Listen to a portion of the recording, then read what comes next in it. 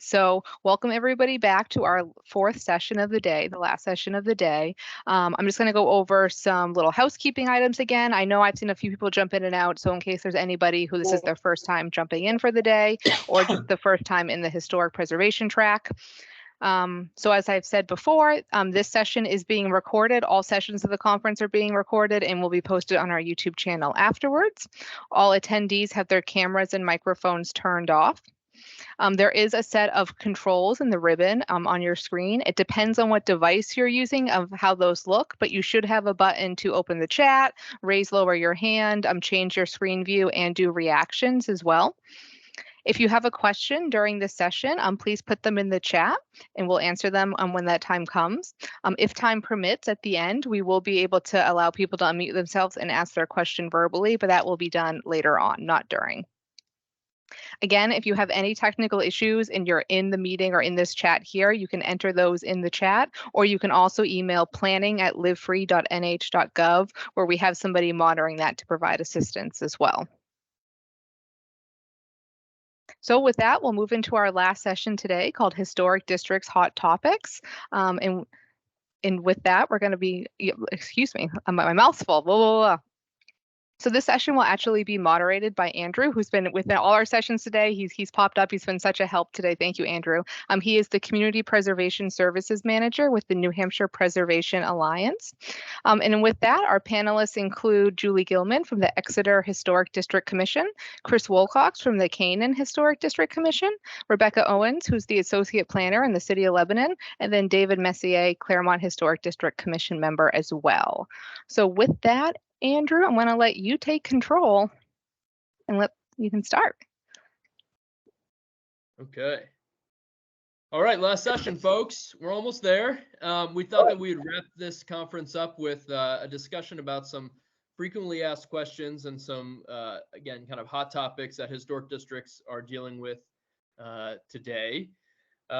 We have 8 topics that we've identified that come up often, and we're hoping that after some introductions from our panelists, that we'll spend about 5 minutes on each topic, having our panelists discuss what their commission does, and then opening up for 1 or 2 questions per topic, leaving enough time for multiple questions and answers at the end.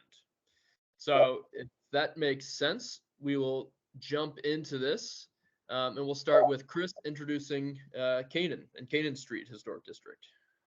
Thanks, Andrew. So I'm Chris Wolcott. I'm on the Canaan Historic District Commission. Our district is mostly residential with homes ranging from the 17 to mid-1800s. And we're on the National Register of Historic Places. And something that makes us unique is that we are in a town without any zoning whatsoever. And also our district encompasses both residences on the street and also from the lakefront. Great. David, Claremont. Hello, everybody. Claremont, yes, we have a large historic district comprised of 3 national historic districts. We have our downtown historic district, our Monadnock Mills district, and our lower village multiple resource district. And they encompass a variety of brick buildings downtown, as well as in the mill buildings and some of those in the lower village. The lower village is a mix of residential, commercial, and industrial. Great. And a shout out that our preservation conference is happening in Claremont, and you can see these places in person on May 19th. So follow up with the New Hampshire Preservation Alliance at our biennial conference then. All right, Lebanon, Rebecca. Hi, everyone. Rebecca Owens with the City of Lebanon Planning and Development Department. I'm the staff liaison, or was the staff liaison until recently, for the Heritage Commission, which is basically a combined historic district commission and heritage commission at this point. So it has regulatory duties, but also other goals and responsibilities. And in Lebanon, as the slide shows, we have 2 historic districts. One's the local regulatory historic district that's in our zoning ordinance that we review about anywhere from 2 to 4 applications for certificates of appropriateness each year. And then there's the Colburn Park National Register Historic District, which we recently completed the first phase of an update to, and we're working on getting the area form finalized to update that. And so they overlap a lot. Our whole downtown area that both of these historic districts cover is mostly commercial, a lot of institutional, some residential. It's had a few fires through the years, so the integrity of some of the original structures has been impacted a good amount, but there's still several intact structures, including our city hall, that we'll get into a little bit more here. I guess I'll stop there for now. All right, and our last one, Julie in Exeter. Hi, I'm Julie Gilman. I'm on the board and I'm the representative to the Historic District Commission. We have 3 historic districts. One is the Downtown Commercial District, which is mostly Victorian commercial buildings. It's surprising how few, since we were incorporated in 1638, there's only 1 building from that period left. The other is the Front Street Historic District, which encompasses a lot of different styles of building, and also Phillips Exeter Academy, most of their oldest buildings. And then the High Street Historic District is a completely residential district that was put forward by the residents of the street, to a little bit of opposition from the planning board, but we powered through and got it on the warrant, and it passed. I don't know what else you want to hear from us That's about great. Exeter. Yep. We'll hear more shortly. So now let's dive into some hot topics. The first one, talk about replacement windows and what your district does if they do or do not regulate windows, and maybe how you deal with applicants who are anxious to replace their windows. I'll go first. We do ask for folks to come in when they want to do replacement windows. We do not allow vinyl replacement windows. We've started with wood clad, aluminum clad, but wood, and we really want them, if they're going to replace them, to do to strip the windows out and replace the same size, as opposed to an insert, which really decreases the lighting aspect, the size of the panes of glass.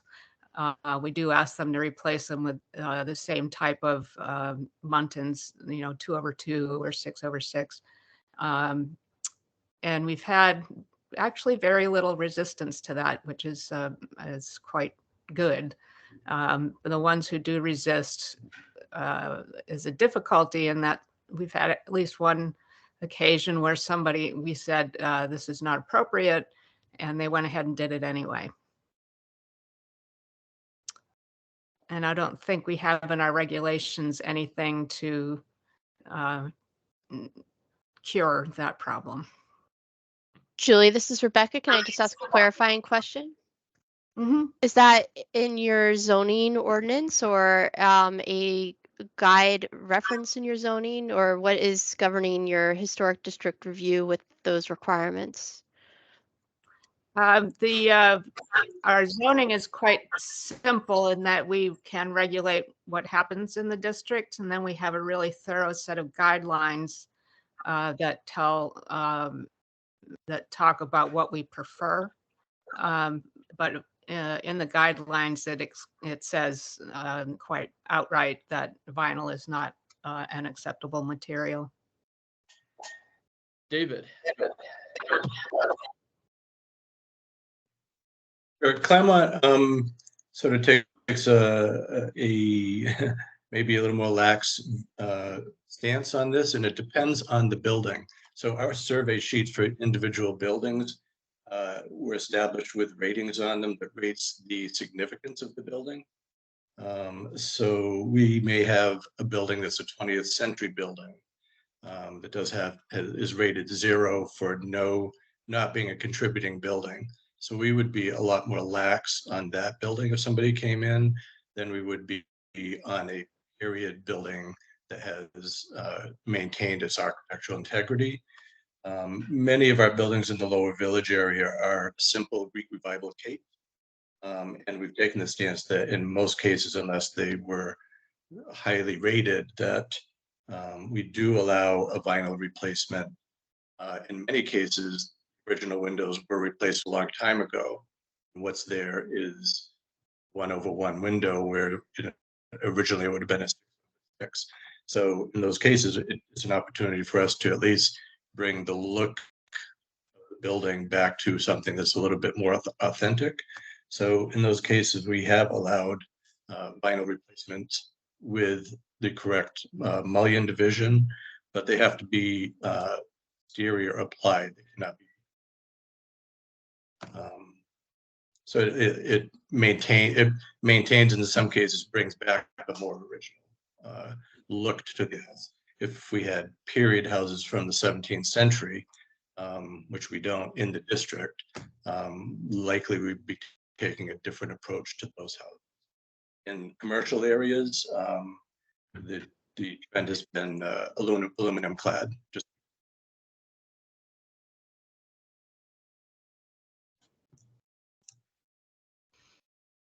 Okay, Chris, anything from Canaan? Yes, so in Canaan, in our regulations, we do indicate basically that the windows should follow the historic time period from the home in which it was originated. So we do allow wood. Obviously, we have allowed vinyl windows, provided that they reflect the appropriate appearance. Most of the time, we find that most people on the street actually have maintained the wood windows and have simply just added a storm window, whether it's an aluminum storm window or a traditional old school wood storm window. You'll find that most of the houses have some combination of those. And I think something that a lot of people lose sight of is with replacement windows, vinyl is more of a temporary window type. The benefit from insulation, et cetera, from a wood window with a storm is nearly as good as a new updated double paned window in a vinyl frame. So a lot of people have tried to maintain that, but like I said, we have had some newer vinyl windows with mullions, et cetera, that reflect the time period. So if there are any questions from the audience, either raise your hand or use the chat feature, and we can address those as they come in, or again, save them till the end.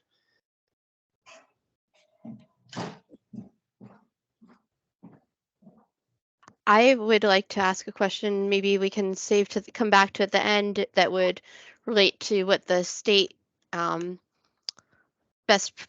believes the best practice to be, especially because Lebanon is the most permissive of the 4 municipalities here, and that we only look at the size of the fenestration being addressed and none of the other aspects. So maybe we can come back to that.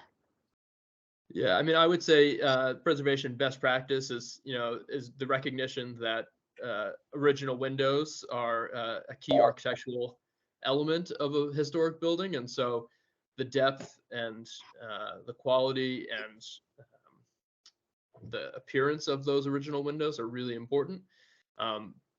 But we also acknowledge that these are homes to be lived in, and sometimes homeowners cannot be convinced to save their windows and add storms. So this kind of comes down to education and encouragement roles of an HDC, and knowing where those battle lines might be. David. Yeah, I just wanted to add too, one of our issues that we have is a lot of these properties are multifamily, have been converted. So it's even more difficult to urge a landlord to follow best practices. But like lead again- paint being a major concern with multifamilies and state. Right. Yeah.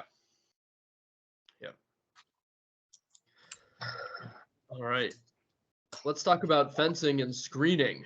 Specifically, I think this comes up more and more with heat pumps, especially when we did our dress rehearsal a couple days ago. How do you disguise or guide installation of heat pumps and those on those exterior lines that join our buildings, and also just fencing in general? So who wants to talk with? These are some examples from Claremont mostly, but also Lebanon on the slide here. So David, start it off. Yeah, since it's Claremont photos there, the first one top left, it just came to us a couple of months ago. It's the Baptist Church on Main Street. It's an 1830s brick building, and these popped up without a building application, building permit application. So they just appeared, and building inspector tagged it and said, you need to go before the Historic Commission. But now they're in place. Would we have placed them in those locations? We probably would have recommended something else, but we're now faced with, this is what they've done. We have asked them to paint the white conduit that goes up the building and across the top of the windows to match the brick. Their comment was, we picked white because the trim on the church is white, so we wanted to match that. The failing of the commission was, well, this is not a building component that you're trying to accentuate, so make it disappear. We don't have not done anything as far as screening the base component, and these exist on both sides of the building. And then the other building is the newly renovated mill building into apartments, and they needed air conditioning and components on the top of the roof. This all went through New Hampshire Division of Historical Resources for tax credit. So you can see from the top right picture, they're not visible from the street level at this point. They are visible further up the street because it comes down a hill. And then this bottom picture is from the top of a parking garage, where they're very visible.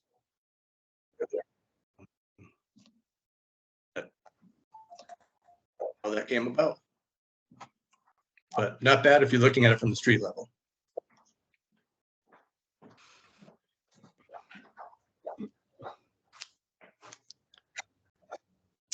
I guess I can jump in. This is Rebecca. I'm responsible for the photo in the bottom left corner. That is our Lucky's Coffee Garage, or yeah, Coffee and Lucky's Cafe, sorry, which was a gas station formerly. It's on the corner of the Colburn Park Historic District and has received a preservation award.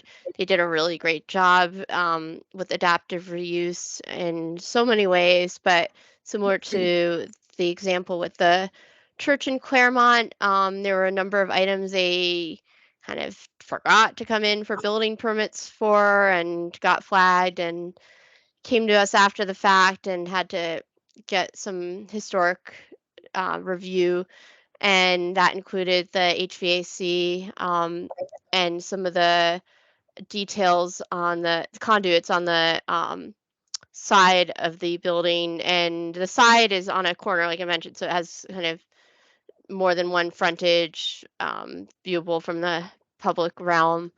So we asked them to paint some of that conduit, which they did, and it does work when you find that color that matches the brick. But I would say the rooftop equipment, they didn't do maybe as much as they could have. I came from a different municipality previously where there were pretty intense screening requirements, and this never would have passed. I mean, screening whether historic or not. So it's definitely a challenge where there's not a perfect solution. And in our historic district overlay requirements in our zoning ordinance, the language is pretty vague at this point. We talk about building permits requiring historic district review when the roof form is changed. And I think the intent of that was more about the slope of roofs, but we've definitely taken the liberty to discuss screening as it and rooftop equipment impacting roof form, especially from the public view on at the street level. Any other thoughts? Or I know the next one also kind of involves screening when we talk solar, but David, you had your hand up. Yeah, I think the heating pump issue is something that's going to come up. I've seen them going up on a lot of residential properties outside the district. So it'll be interesting to see how different communities sort of work around this. We do want to encourage getting off fossil fuels as much as possible. So this is the option. Yeah, an earlier theme of today's presentations is for HDCs to constantly review their ordinances. If they only meet a couple times a year, the other couple times should be in looking at their ordinances. So heat pumps and solar were not around really as a big issue a couple years ago, and now they're certainly coming to the forefront. Julie. Yes, thank you. Exeter hasn't had to deal with heat pumps yet. I know they're going to be coming up with our town hall, which is in itself an historic building. The fencing or screening has come up with buildings that want to add new HVAC units or elevator surround. And what we ask is for them to match or to screen it in such a way that it matches the roof color for the HVAC units. And we've been successful, especially because all the places that want to do this, you can't see them from the street, but you can see them from across the river. So, for the viewing pleasure of the people that live across the river, we try to make the impact of the screening as little as possible. If you want to go into fencing as an actual fencing, we only work on the front facing fence, and then whatever's going down the side can be, the simpler fence. Just very quickly, if we can go back to, oh, sorry, I didn't mean to, I see David's hand, but quickly on the screening, it's hard to be too prescriptive about what you require to, because a lot of equipment needs accessibility and also ventilation. So you can have solid materials and get wind impact. So there's a balance with what to require. Yeah. David. Yeah, I was just gonna say, a lot of these things can be in retrospect also, because when you're looking at plans in a meeting, and these things are going to be on the roof in the case of the mill building, and they're going to be set back, not viewable from the street, but you go, okay, yeah, that all makes sense. And then it goes up and you go, wow, from up here you can really see them. Would some kind of black slatted screening fence been a better approach to try and hide it? Some of these things you don't know until you actually see them. And piggybacking off Julie's, we just had an application last night for a privacy fence and we allowed a privacy fence to go from the back of the lot to, there's two sections of the house, the main original house, in addition, the setback. We allowed it to go to the front of that back addition, but not any part of it. But we don't get in applications for fencing, but we won last night. And Julie, we'll have you chime in last, and then we'll move on to solar, if that's okay. Actually, that's what I was going to chime in on. Okay, great. We've only had one application. Oh, I'll let you go. We've only had one application for solar installation, and it looks like the top right picture that you have here, that it's a flat installation, and so it has a lower impact on the character of the building. But I'm waiting to see if we're going to get more. I don't think so. Most of our buildings face the wrong way. Rebecca. Yes, I don't have any images to share right now, but there is really good solar orientation on most of the buildings in our downtown historic districts. A lot of the buildings also have flat roofs. So we've had 2 applications come in our historic district. One was for our city hall, and one was for a building on the corner of 2 of the streets. So with that building on the corner, it had a sloped roof and mainly recommended it to be located where they had already planned to, just based on the best solar orientation, which was on the south roof at the rear of the building, and on a newer addition, not part of the original building, and just encouraging it to be as flush as possible. Well, that's all kind of standard for design anyway these days.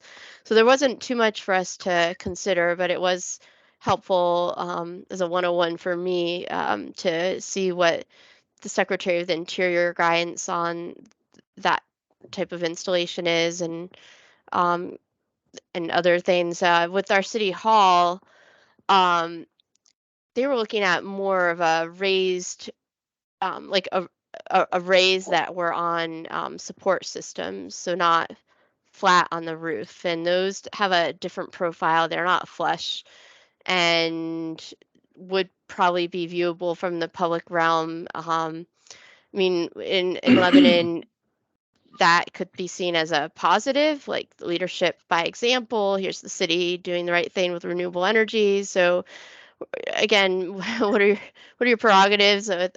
Solar panels aren't necessarily permanent structures either, but then again, our city hall is the most photographed building in our city. So I think a more recent concern related to those that caught my eye and really hasn't really gone anywhere since I first heard about it was potential need for safety railing around the parapet of the roof, like galvanized steel or something like that with rails for the sake of OSHA safety and liability requirements if they're going to have people up there installing and maintaining those panels. So we'll see if that goes anywhere, but sometimes it's not just the main thing that's applied for, but the other questions you ask, like what are the other pieces that have to go in related to solar potentially, or conduit thing perhaps.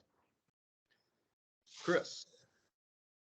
So we've had a couple different things with solar recently. So in 2020, we updated the regulations for the historic district and actually included a series of provisions for solar panels specifically, essentially allowing them to occur provided that they didn't hinder or alter any architecturally significant elements of the facade or the roof. And then also that they were not very visible or apparent from the street. Our district, as I mentioned, is unique because it also regulates what you can see from the lake. And so 2 of these applications were actually on the roofs of barns or garages. And so you can't see them from the street or the sidewalk, but you can actually see them from the lake. And so part of the requirement for allowing these panels to be installed was that the roofing match the color tone as the panels. So for example, the panels are typically black. In these instances, the roofing materials were also dark colored or black. The owners were going to install black roofing materials anyway, so it kind of worked out for everyone. But the only time you can really notice them significantly when you're on the lake is if the sun hits them just right and they reflect a little bit. The most recent application we had actually came in 2 pieces. The first was on a shed in this homeowner's backyard, which was really not visible from the street. We approved it, it was fine. And then they came back with a second application to put panels on their roof. And it was approved, but we essentially replied in a manner that indicated that we did not feel that any more panels on their roof of their residence were appropriate, because any more panels than what they had would be fully visible from the street and would take away from some of the character of the neighborhood. David.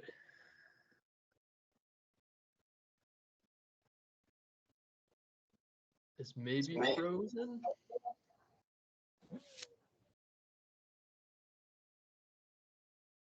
Is David frozen?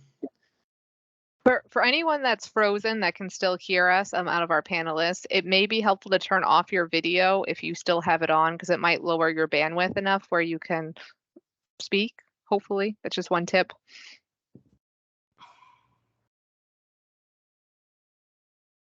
I will take a gamble and say that David might be emphasizing this photo in the lower right-hand corner, which is the makerspace in downtown Claremont, which has solar panels on its sawtooth roof.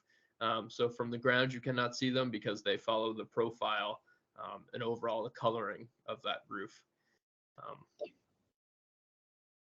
In the interest of time, as David unfreezes, let's move on to new construction and additions and ADUs. Who wants to, Chris, do you want to start on top with it? Yeah, I can start. So two of these photos are from Canaan, the left-hand side image and the one on the right. In the instance of the left side image there was an existing home. Much of our neighborhood, I'd say half of the houses look similar to this, kind of nods to the Greek Revival style. And so there was an existing home on this property. For various reasons, it was allowed to be torn down, but the requirement was that the new building had to be constructed in such a way that it visibly mimicked the rest of the neighborhood's architectural style and proportions. So they actually did a pretty decent job with the proportions of the facade. The windows are wood, things like that. And a lot of people kind of driving through may not notice that it's a less than 10-year-old house. The one on the top right is also from our district. Frankly, I think it's a bit more obvious that it's new, but there were a lot of criteria that they had to follow, such as the roof pitch, the proportions of the window versus the field of the facade with the lap siding, et cetera. Our regulations call for different architectural criteria, such as the roof slopes and lap siding materials, things like that. Windows, which we already touched on. So for us, because so much of our district is somewhat rural and there's still open land available, we do have regulations on minimum lot sizes as well as setbacks, et cetera, like most towns do. We don't have zoning, so it's one of the few areas where these types of things are actually enforced in Canaan. And part of our district is that it's laid out on a straight street with houses equally set back, lots similarly proportioned, and so maintaining those characteristics with the new construction was important, and especially obviously with additions, but we haven't had many of those. Great, and again, in the absence of David, this lower right-hand photo is a rear addition in Claremont, actually from a national federal historic tax credit program, and so this rear addition is visible from a parking lot, but it was meant to be differentiated and subservient to the historic volume. And so in Claremont's case, which is, again, a different type of downtown and environment, they chose to go with a different approach for new construction. So it's all going to depend on the appetite of your district. Julie, are you still on? Did you want to mention anything from Exeter, or Rebecca? Yes. Yeah, I'm here. We've only had additions on residential buildings, and I'll say one of them was really quite nice. It just it was set way back from the street, and it kept the roof lines. It was clearly something new because it was a garage. But it maintained the aspects as this new construction here.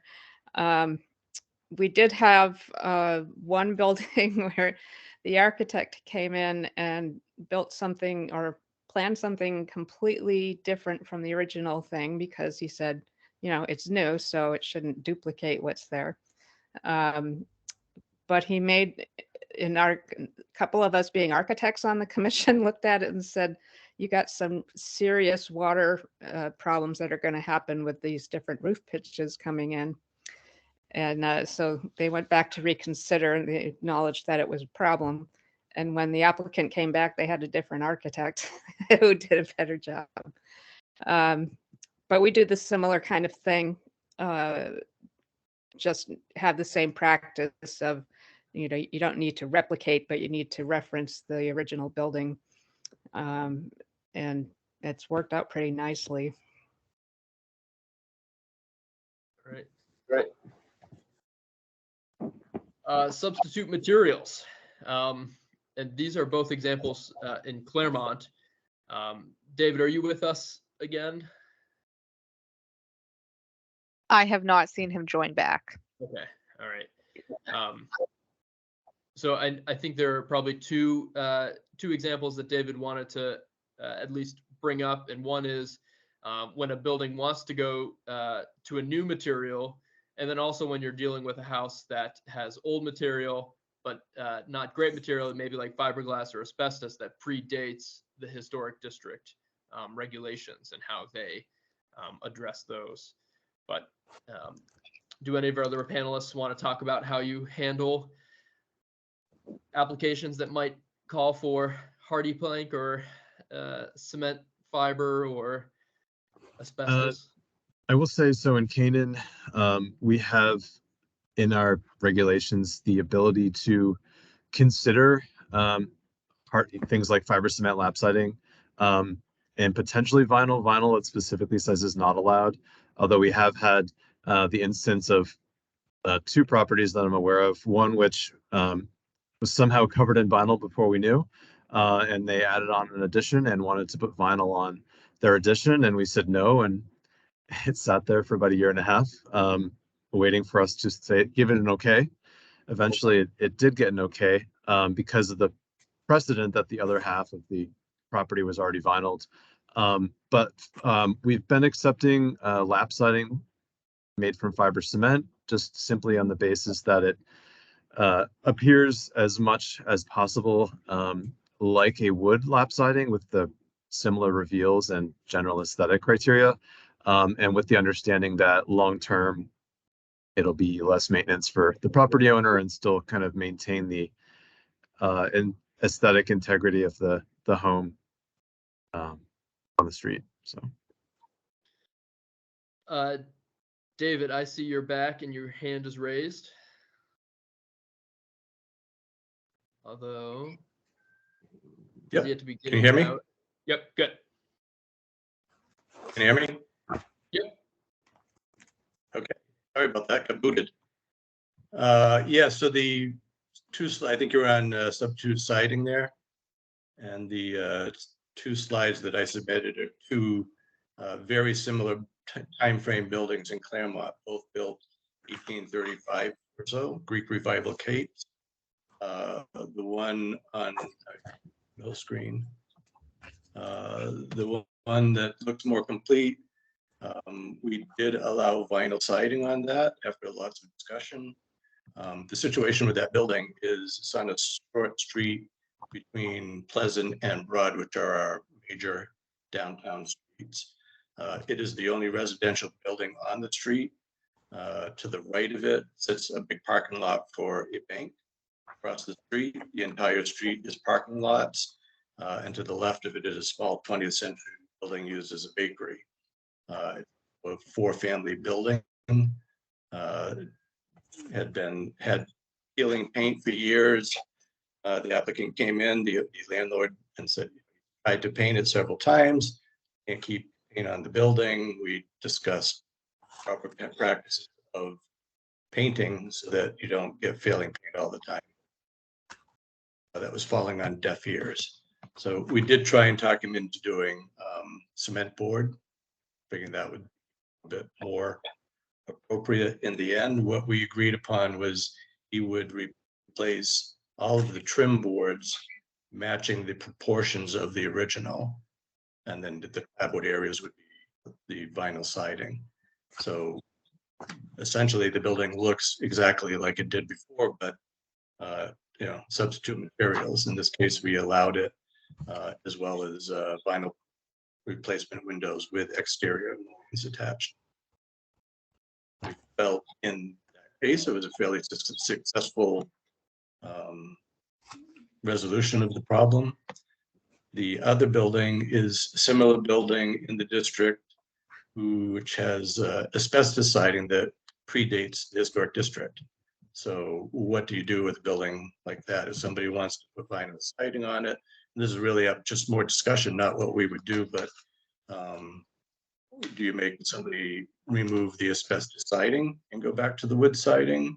Or would we possibly do a similar resolution where they would match the prevailing trim details of other buildings of that period, and do lighting that would at least bring that building looking more original?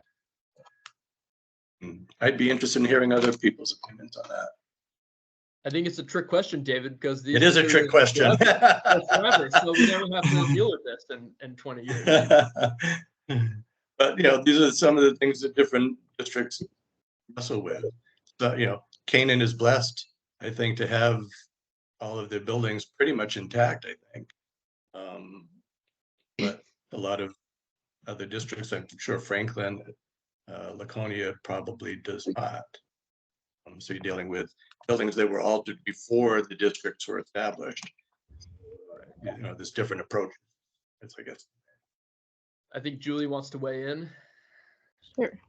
Sure, thanks. We've been changing over to allow, you know, the new composite materials, particularly with porch columns and trims, to even fiberglass. I was kind of laughing to myself about the asphalt siding, or not asphalt, asbestos siding, because we do still have one structure left like that, and nobody wants to touch it, and yet it looks really bad because it's falling off. And what would be the substitute for that? And we, you know, say you have to replace it in kind, or and typically people want to do the same kind of thing. So if they're replacing the siding, they do it in a shiplap form that, you know, duplicates what was there. The only other thing that we've had is the wood siding that's made to look like stone. That's, we had one instance where somebody just went ahead and started taking that off and putting up some vinyl siding until the building inspector drove past and told them, you know, you have to go to the HDC for this. And they made a case for changing it, and we made a case for replacing it in kind, and they you know, followed our guidelines and replaced it in kind as one of our success stories. Rebecca. Yeah, in Lebanon, we don't have requirements around the siding, but one thing that I have confronted, I guess, is we've had some substantial new construction on the fringes of the historic district, so not in it, but right adjacent to it, like really big projects. And we have a downtown district, zoning district, that was recently updated with pretty explicit reference to being compatible with the historic district. And and I should say, some of the new construction also incorporates existing historic structures. So what I'm getting at is a lot of our downtown is brick and more traditional materials, and a lot of these new projects right up against the historic district are coming in with like EFIS and the big dark gray panels and solid blocks of material. And we've tried to lean on the new requirements for variation of materials, especially on the primary facade.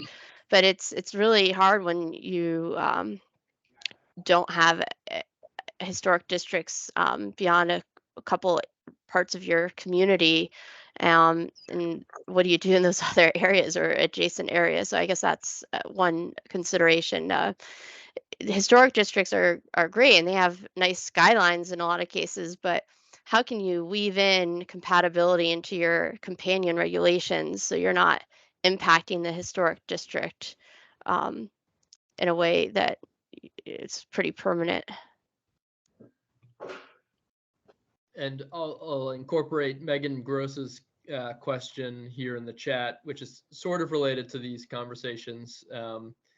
Do any of your HDCs have experience dealing with homeowners who claim that they cannot meet the HDC requirements financially, so the hardship clause? Julie. Yes, we do. That is one of the toughest questions. I found it tough when I sat on the zoning board too, because one person's financial difficulty is another person's, get a loan or something. Mostly this has come up with replacement windows and saving energy, and we do have some materials that show us that replacing your windows, your return on investment is much longer than you'll actually live in the house.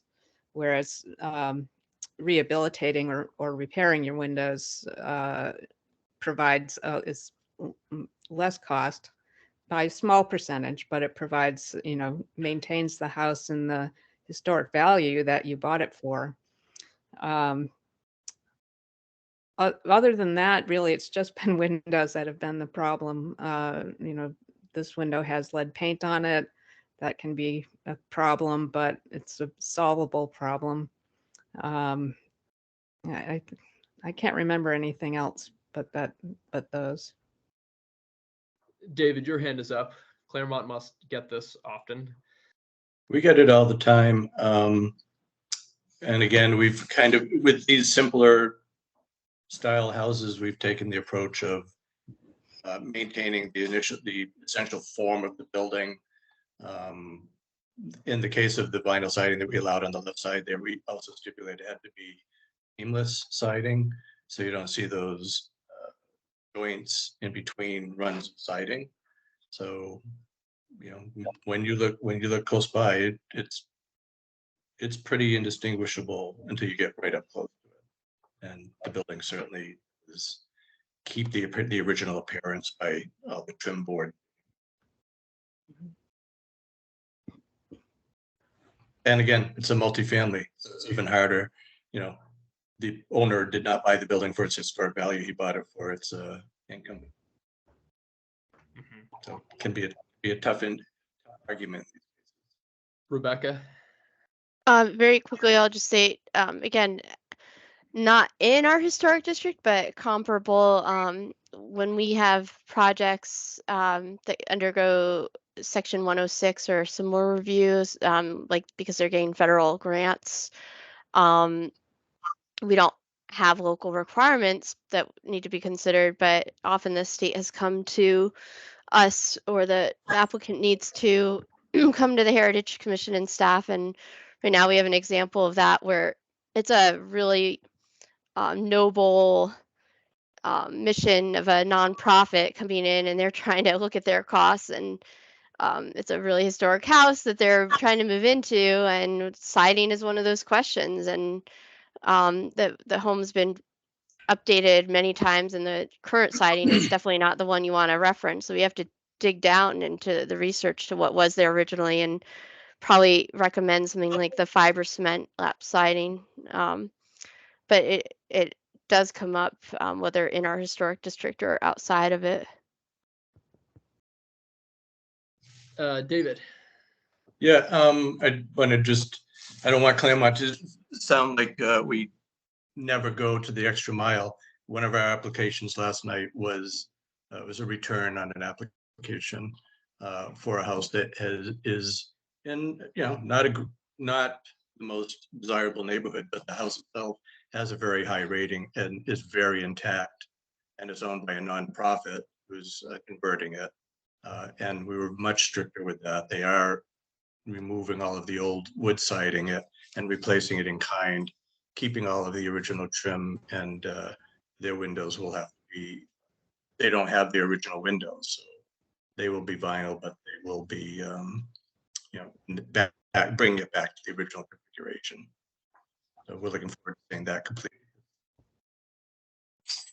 A nice building. Julie?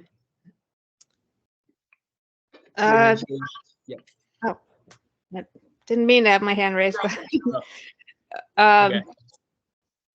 yeah, I don't think I have anything to add. We've really. Yeah, I would say I have never sat on an HDC, but I've certainly met with a lot of groups who have taken out, second mortgages on their house to replace all their windows. And there's no financial hardship clause when that comes out. So sometimes it is about education. And I don't mean that in a, like these people need to be educated kind of way. I just mean it, like Julie said, providing alternative facts and figures, and maybe giving, just alternatives. Well, I went so far as to get my own windows priced out for replacement, and then also for refurbishment and repair. And the replacements came out to like $40,000, I want to say. I have a lot of large, custom sized windows, and and just having them repaired and reglazed and repainted was $30,000. And that's the whole house, custom done. So I have my own personal example of what the. Yeah, that's great. David, last thing, and then we'll move on to the next topic. I don't have my hand. I'm not sure why it's showing that. Okay. I just see these yellow hands. All right. Applications and guidelines. So this is more of a weedier thing perhaps, but I think the idea was, does your HDC have guidelines, design guidelines? Have you gone out of your way to pay a consultant to develop these for your district? And do you have applications that are specific to your historic district versus just a generic one that your town or city provides? All right, I'm gonna go on this one because these are coming from Exeter. We did have a grant to redo our guidelines, which were last done in 2002. So now they're from 2018, I think. And so you can see up here we have one drawing, and the guidelines are actually a good tool for teaching people. And this is what I stress when we're trying to find new members, is that if you read our guidelines, you can learn a lot before that you think you don't know, but you actually do. And then our applications, we found that we were getting people coming in and just telling us what they were going to do and not showing us what they were going to do. There was no documentation. So we revised in 2016, I think we revised our applications to one for new construction, one for new construction, one for change in appearance, which would include windows and doors, and one for signs. And then subsequently to that, we decided all we were getting were sign applications, and downtown, businesses can't wait a month. We only meet once a month, and they can't wait a month to put up a sign for a business they're going to open tomorrow.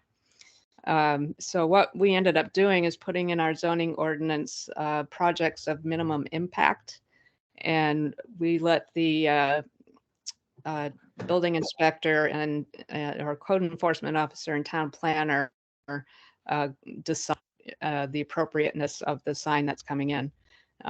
So that's really cleared off the plate, and it's worked out very well. I think that's a similar experience with Lebanon. You guys removed signage from your ordinance. Am I remembering that correctly? It was not in the historic district zoning during my time here. So, and that's been almost 6 years. So I actually don't know if it was previously. Certainly outside of it now, and for better or worse, I would say, because we don't have clear guidance now on what might be historically appropriate. We don't have guidelines in Lebanon. That's, when we look around, Exeter is certainly a good example of what we would might maybe aspire to in the future. Right now, our main goal is to simply update our historic district zoning language overall, and then maybe look into future phase update of developing guidelines with illustrations. But right now, our main reference for design guidance is the Secretary of the Interior briefs and similar. We'll go to the state sometimes when we have questions, but we don't have anything specific. There are things like qualitative references to character, but when you could go down that road, you need legs to stand on, especially in the court. I know Hanover had an issue when their character was referenced not so long ago with a project under their planning board, so you have to be careful when you walk that line. So either you have the guidance or you have to be careful with what's required. David in Claremont. Yeah, we do have a pretty good application form. It was actually shown in one of the earlier sessions today. And that was, we've revised that a couple of times to try and get things more complete when they come to us. We also have an excellent support staff in the city that reviews everything ahead of time and lets the applicant know if they need more information. If there's a question, they'll bring me in to just review what material is forth and do I think they need to bring additional materials. So when the applicant comes, we never need. Guidelines, again, I think we're similar, that we get a lot of sign requests, and we do have guidelines for the city center, which is higher downtown, even outside the district, that the city implemented, and that's a good starting point. But anything in the district still has to come to us, and so we have just completed a series of, if you meet these specifications, you don't need to come. Signs need to be within the sign board building.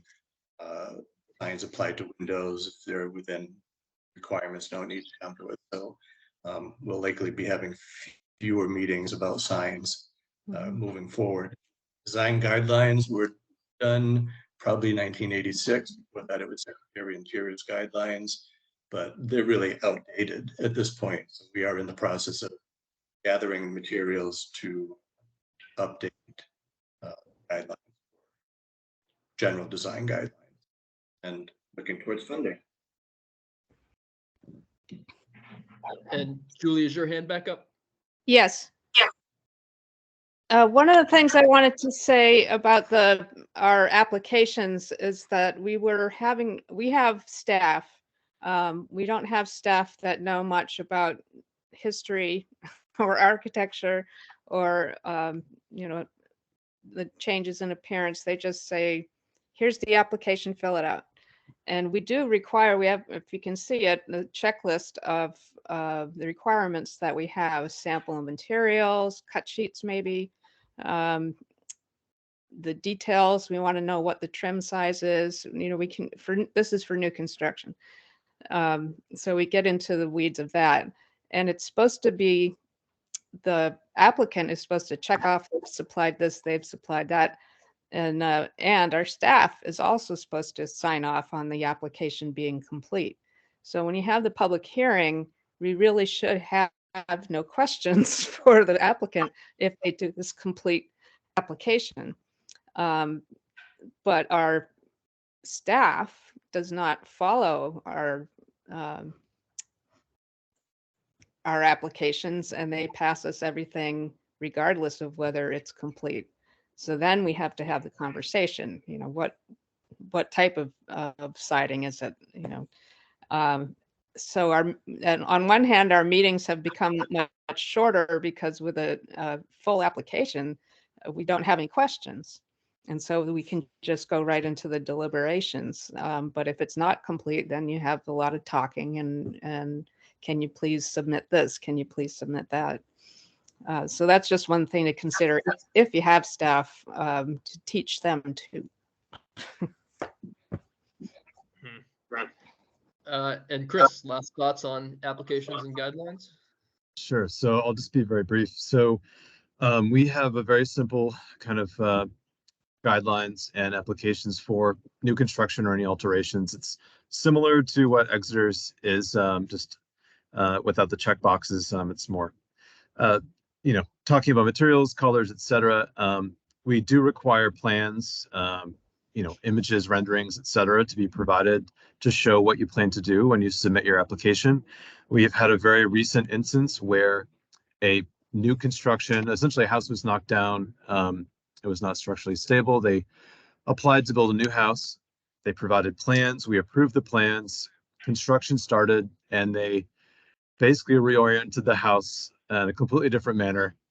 Didn't look like the plans that were approved, and actually moved it on the lot. So in that instance, we were fortunate to have had the record of the physical plans and materials, that samples that they had brought in, essentially called them into another meeting. They agreed that they had completely changed their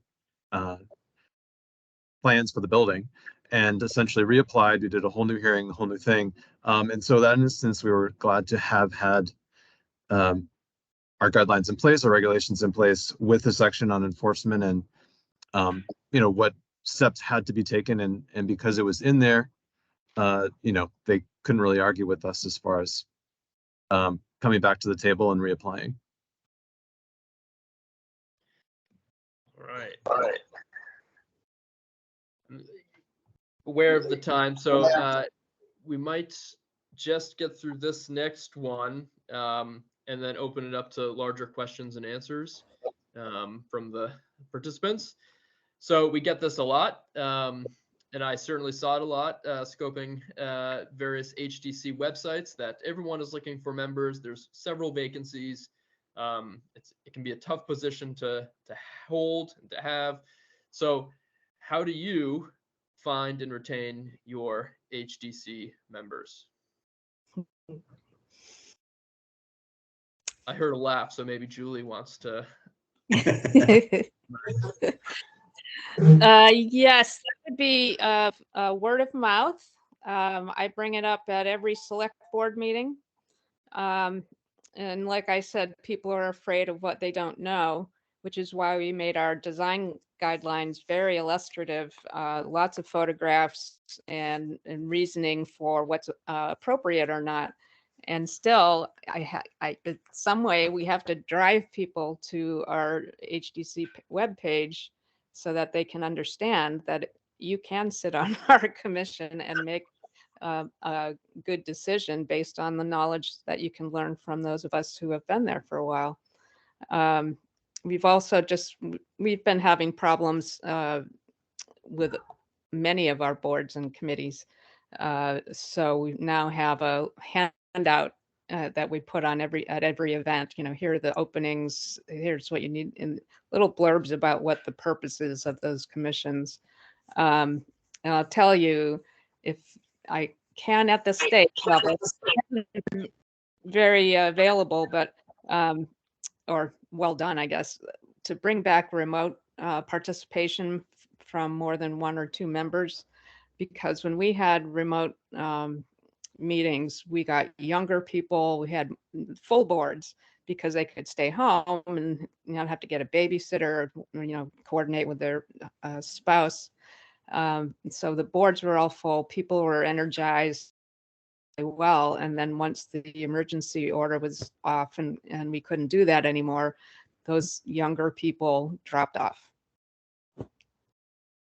So, if I can just jump in to echo Julie, because I brought this up during our rehearsal for this, spot on about the remote participation and bringing that back. We had the same experience in Lebanon. Yeah. Chris.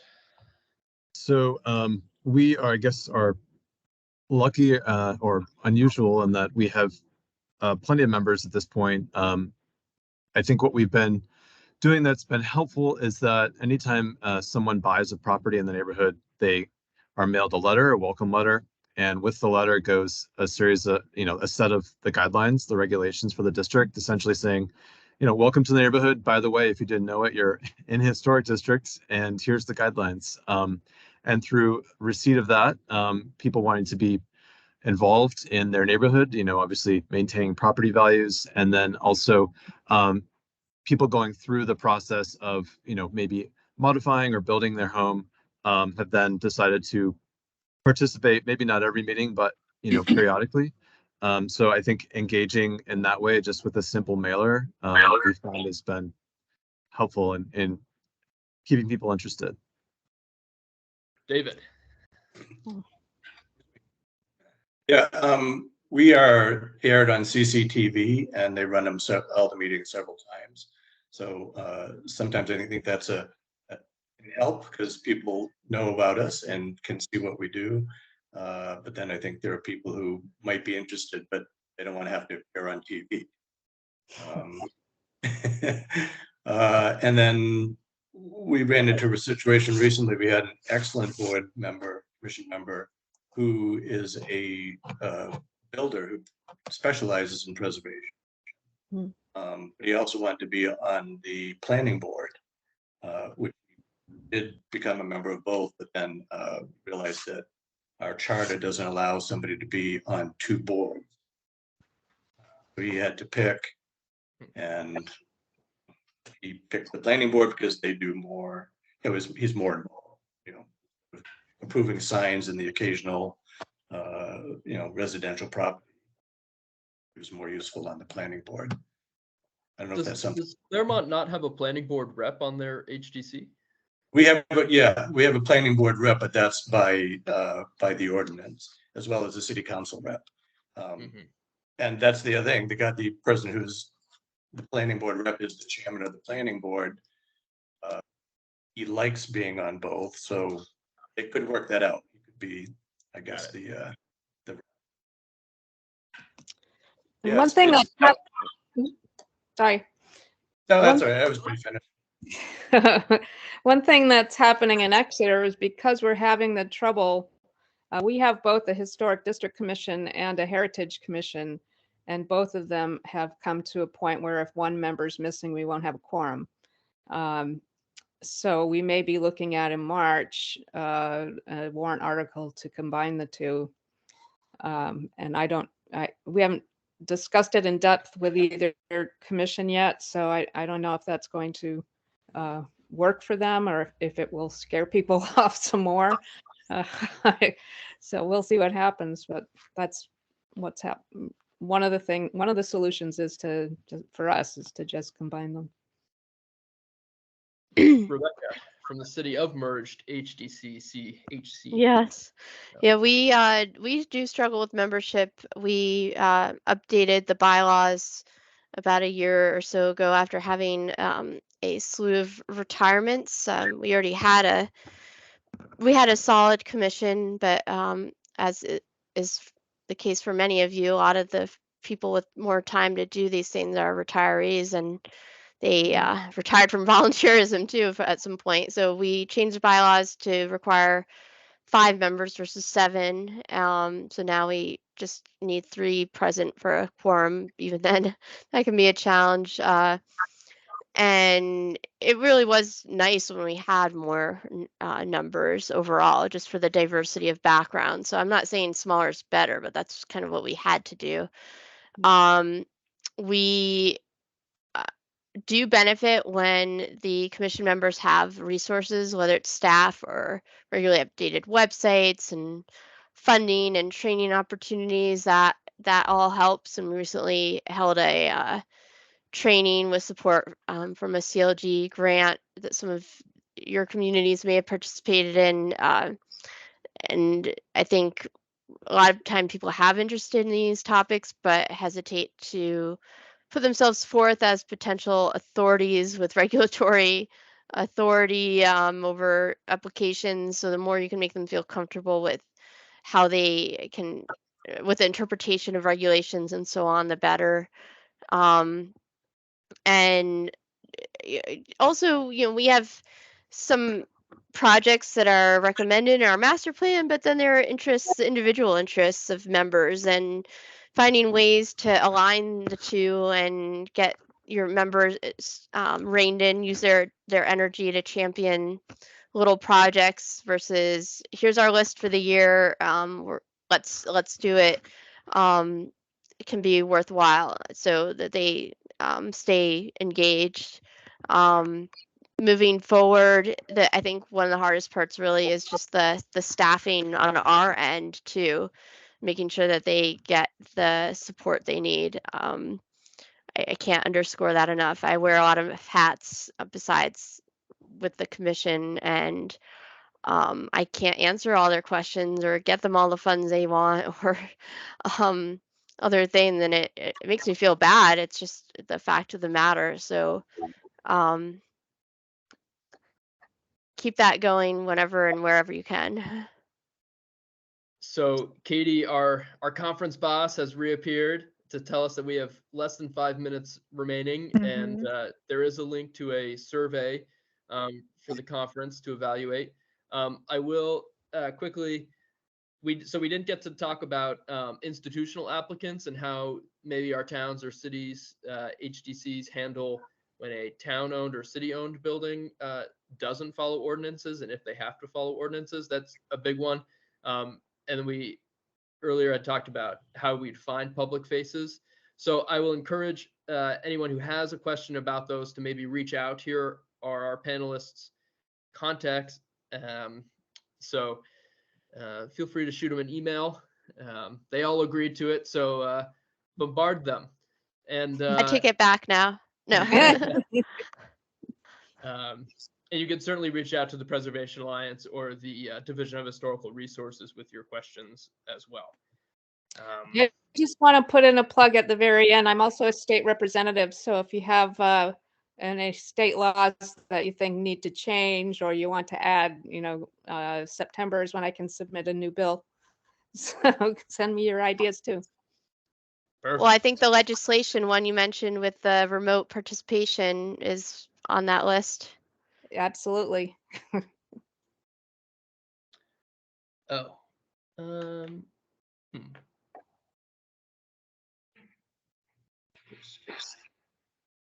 I see that they can't see Julie's email. Julie, do you mind typing your email in the chat? Are you able to access the chat? I think so. My buttons are not working well. I'll just spell it out. Yeah. I can type it in the chat real quick. If you don't mind me putting it in there. Do you have your permission to put it in the chat? No, absolutely. Okay. I just put that in the chat. So we have 2 minutes left. So I'm just going to close us out here, if that works for everybody. Again, I want to thank all our presenters throughout all 4 sessions today for being here. I want to thank all attendees for being here. I know it's been a long day, but I hope you all took something away from it and enjoyed your time. Again, the slides for all the sessions are available on our website right now, and then all the recordings for all the sessions will be up later this week. We do welcome and encourage any feedback you have for the conference to make it better for next year. I did put a form in the chat. It's also on our website as well. So if you don't mind taking it, just as an FYI, when you go onto it, you're going to see that it says like 1 of 26 pages. You just have to choose your session, and then it only asks for, then you'll get 1 page. It's just the way it breaks it out. So don't be alarmed when you see that. It's not actually that long. Once you choose what session you attended, then it will be much shorter. And with that, I want to thank everybody again. If you have any follow-up questions at all for any of the panelists and you didn't get to grab their email, always feel free to direct anything to planning@livefree.nh.gov, and then we can connect you to any of the presentation or the speakers today as well if you need that assistance. And with that, thank you again, everybody. I'm greatly appreciated. I hope you all have a banner rest of your day and weekend and stay dry with the rain that's coming in, and we'll hopefully talk to you all soon. Thank you. Thank you. Bye. Thank you all. Don't forget to come on the 19th to clam up for the Preservation Awards. That's right.